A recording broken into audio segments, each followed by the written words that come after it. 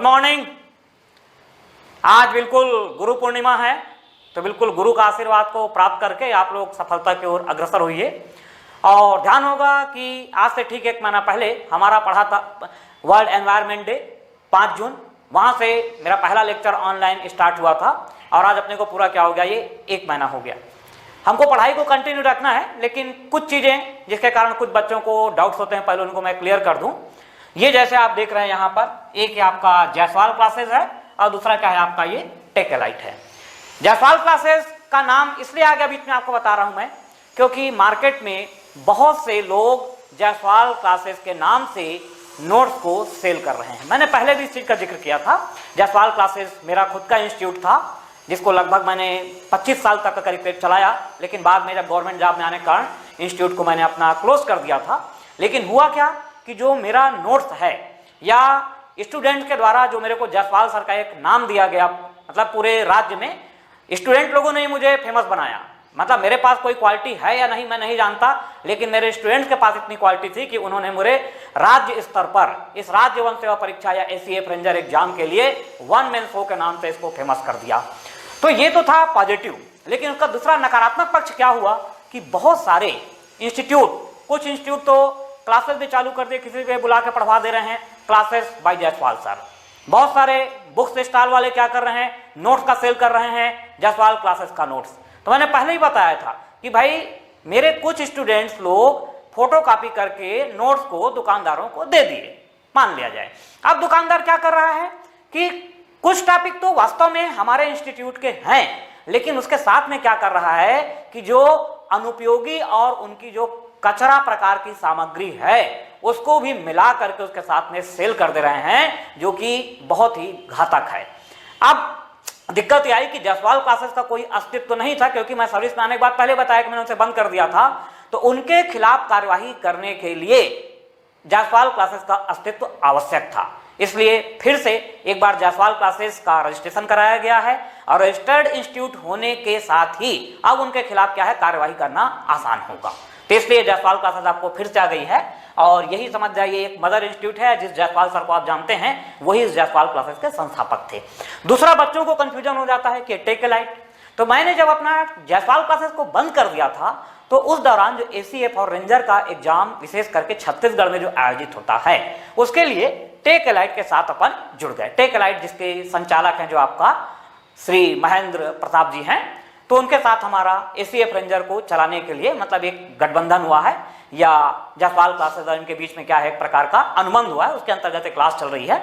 जो भी शुरू में हमारा एडवर्टाइज वगैरह गया या अभी जो वर्तमान में क्लास चल रही है वो टेकलाइट के नाम से चल रही है, ठीक। और टेकलाइट के नाम से ही क्लास चलते रहेगी, इसमें आपको कंफ्यूज होने की जरूरत नहीं है। बस ये ध्यान रखेंगे कि जो टेस्ट सीरीज का संचालन होगा, मैंने पहले ही कह दिया कि मैं क्वालिटी से कंप्रोमाइज नहीं करता हूं। ये जायसवाल क्लासेस के 3 टीचर हैं, एक मैं स्वयं आलोक जायसवाल, दूसरे आपका अनुपम शर्मा जो केमिस्ट्री पढ़ा रहे हैं, और तीसरे आपके वर्मा सर। ये 3 ही टीचर हमने मतलब टेकलाइट में अपने उपलब्ध कराए हुए हैं। यदि कोई अन्य टीचर क्लास ले रहा है तो मान के चलिए को टेकलाइट की उनकी अपनी रिस्पॉन्सिबिलिटी है, उसमें हमारा कोई रोल नहीं होगा। और हम केवल तैयारी करवा रहे हैं, सेकंड पेपर की तैयारी करवा रहे हैं जो आपका साइंस वाला पेपर है। और साथ ही ये ध्यान रखेंगे कि कोई भी टेस्ट सीरीज, मैंने पहले ही बोल दिया, ये टेस्ट सीरीज हम अपने अनुभव के आधार पर तैयार करते हैं। भाई मुझे आज 25 साल हो गए पढ़ाते हुए, या शर्मा सर है उनको 20 साल हो रहा है पढ़ाते हुए, और वर्मा सर को समझ जाए लगभग उनको 35 साल हो रहा है। तो इतना जो लंबा अनुभव है उसके आधार पर हम लोग क्या है कि क्वेश्चन को सेलेक्ट करते हैं कि बच्चों को एग्जाम के टाइम में अधिक से अधिक महत्वपूर्ण सामग्री हम उपलब्ध करा सकें। तो टेस्ट सीरीज के लिए ध्यान रखना कि वही पेपर को आप चालू करेंगे जिसको मैं बोलूंगा या शर्मा जी बोलेंगे या वर्मा जी। ये 3 के अलावा यदि कोई भी टेस्ट सीरीज चल रही है तो उसको आपको ज्वाइन करने की आवश्यकता नहीं है, ये ध्यान रखिए। मैं आपको क्लियर करूंगा कि कब कौन सा टेस्ट पेपर हो रहा है, तो ये पूरा आपको अच्छे तरीके से समझना है। दूसरा, ये तो आपका हो गया कॉन्सेप्ट क्लियर। बिल्कुल भी अब हम नहीं पालेंगे कि जायसवाल क्लासेस अपना अलग से क्लास स्टार्ट कर रही है तो जो टेकलाइट में एडमिशन लिए हैं, बिल्कुल आपको कुछ नहीं सोचना है। हमारा मतलब ये है कि भाई हम टेक एलाइट के साथ जुड़े हुए हैं, ध्यान रखिए। और टेक एलाइट के साथ ही हमारा जो 20 सितंबर तक का एग्जाम है वो पूरा हम इनके साथ ही पूरा कंप्लीट करेंगे। जो बच्चे एडमिशन लिए हुए हैं, अब उसमें हमारे पास क्या 2-3 वैरायटी आ रही है। 2-3 वैरायटी बोलने का मतलब क्या है कि भाई मेरी जो क्लास है, मेरी क्लास क्या है कि कंटिन्यूअस चलती रहे, 2-3 साल तक का चलिए क्लास ये। तो ऐसे बहुत सारे स्टूडेंट हैं जो कि जायसवाल क्लासेस में आ करके बाकी जो पूरा पार्ट है, environment science, science and technology, biology, physics, chemistry, ये सबको कंप्लीट कर चुके हैं। और अब उनको क्या चाहिए, उनको चाहिए केवल एग्रीकल्चर और फॉरेस्ट्री। तो वो एग्रीकल्चर और फॉरेस्ट्री के लिए मुझे मतलब बोल रहे हैं, और उनका बोलना वाजिब भी है, क्योंकि मैंने उनको शुरू में ही कहा था कि यदि सिलेबस में कुछ नया पार्ट जुड़ेगा तो वो पढ़ाना मेरी रिस्पॉन्सिबिलिटी होगी। तो उनके लिए मुझे एग्रीकल्चर और फॉरेस्ट्री को पढ़ाना पड़ेगा। तो वो एग्रीकल्चर और फॉरेस्ट्री जो मेरे पुराने स्टूडेंट हैं, अब वो भाई जो अभी वर्तमान में जो फीस है वो देना उनके लिए संभव नहीं है। वो चाहेंगे कि केवल साल आपने हमको कहा था इसलिए आप हमको पढ़ाइए।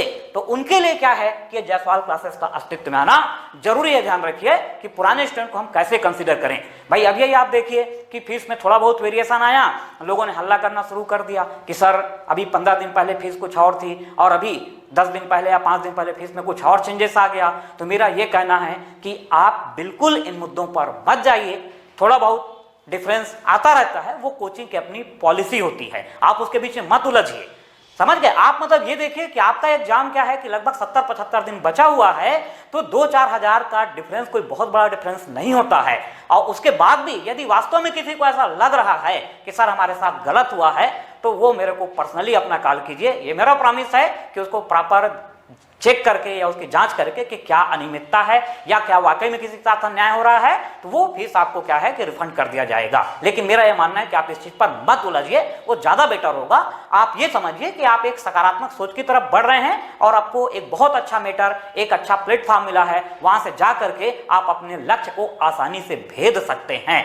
यदि इसमें थोड़ा सा उलझेंगे कि नहीं यार मतलब वो तो कुछ और फीस थी उसकी, अभी ये फीस हो गई, तो आप उसमें उलझ करके रह जाएंगे। तो मेरा उसको आपसे विनम्र वो है कि आप मत कीजिए। वो हमारी कोचिंग की पॉलिसी है कि हम किसी को टेस्ट सीरीज प्रोवाइड कर रहे हैं, किसी को डाउट क्लास कर रहे हैं, कोई क्या है 1 महीने पूरा क्लास ज्वाइन किया था, तो भाई निश्चित रूप से क्या है कि भाई आज से जो 1 महीने पहले एडमिशन लिया है उसने बहुत कुछ पाया है। और अभी जो नए स्टूडेंट्स हैं, भाई नए स्टूडेंट को हम ये नहीं बोलते कि उनके साथ ऐसा कुछ कमी पड़ेगी, लेकिन मान के चलो कि भाई जो एक व्यक्ति 1 महीने पहले से तैयारी कर रहा है और जो अभी तैयारी कर रहा है, तो जो भी उसको सामग्री मिल रही है कुछ ना कुछ तो उसमें वेरिएशन आएगा।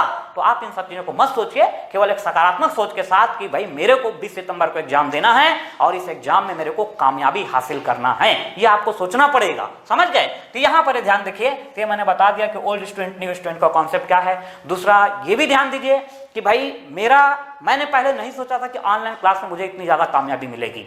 अभी जो मैंने कामयाबी को देखा तो उससे मुझे समझ में आया कि नहीं, ऑनलाइन क्लास मतलब जो वर्तमान में कोरोना के कारण एक प्रतिकूल परिस्थिति हुई थी, वो प्रतिकूल परिस्थिति ही हमारे लिए एक प्रकार से क्या हो गई, शिक्षा के क्षेत्र में जो ऑनलाइन क्लास अपन लिए तो उसमें अपने लिए को अनुकूल बना दिया हम। तो आप भी हमेशा ध्यान रखिए कि जब भी कोई प्रतिकूल परिस्थिति निर्मित होती है तो उसको आप एक चैलेंज मान करके उसको अनुकूल बनाने का प्रयास कीजिए। और मेरा उद्देश्य है कि केवल छत्तीसगढ़ में एसीएफ रेंजर की क्लास नहीं, बल्कि राजस्थान, अभी राजस्थान में आपका एसीएफ रेंजर की क्लास मतलब वहां पे एग्जाम हो रहा है, उसमें एनवायरमेंट का टॉपिक जुड़ा हुआ है। तो बहुत से बच्चे राजस्थान से मेरे पास संपर्क कर रहे हैं कि सर एनवायरमेंट की क्लास यदि उपलब्ध हो जाती तो हमारे लिए बेनिफिशियल होता। उत्तर प्रदेश में आपका रेंजर पीएससी का एग्जाम होता है, इधर मध्य प्रदेश में रेंजर पीएससी का एग्जाम है, हमारे सिलेबस से बिल्कुल मैच करता है। तो आप बिल्कुल इस चीज को दिमाग में मत लाइए कि हम तो फीस दे करके टेक एलाइट में एडमिशन लिए हुए हैं, जायसवाल सर के ऊपर भरोसा किए हैं और जायसवाल सर कुछ अपना फ्री में क्लास चला रहे हैं तो हम क्यों जबरदस्ती में फीस दिए हैं। ये सब चीज आपको नहीं सोचना है, वो मेरा एक अलग पार्ट है कि मुझे भाई केवल छत्तीसगढ़ के लिए नहीं, मेरे को पूरे देश के लिए काम करना है कि भाई आगे चल करके जो आईएफएस का एग्जाम होगा, इंडियन फॉरेस्ट सर्विस, वहां पर जूलॉजी बॉटनी सब्जेक्ट होता है, मुझे उसमें आगे बढ़ना है। तो मुझे केवल अपना काम करने दीजिए और आपका जो काम है वो आप अपना काम कीजिए। तो इस प्रकार के मुद्दों पर आप ग्रुप में किसी प्रकार का डिस्कशन या बहस मत कीजिए। वाकई में यदि किसी को ऐसा लग रहा है कि उसके साथ गलत हो रहा है तो मेरे को पर्सनली कॉल करके अपना पूरा डिटेल बताइए, मैं जांच करके उसके साथ एक जो भी सकारात्मक डिसीजन होगा वो उसको उपलब्ध कराया जाएगा। ठीक है, तो ये आप ध्यान रखिए।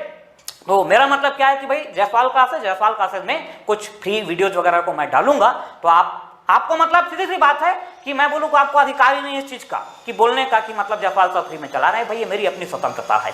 ठीक है, तो तो ये जायसवाल क्लासेस में मेरा अपना मान के चलिए कि जो एनवायरमेंट से संबंधित टॉपिक है वो चलेगा।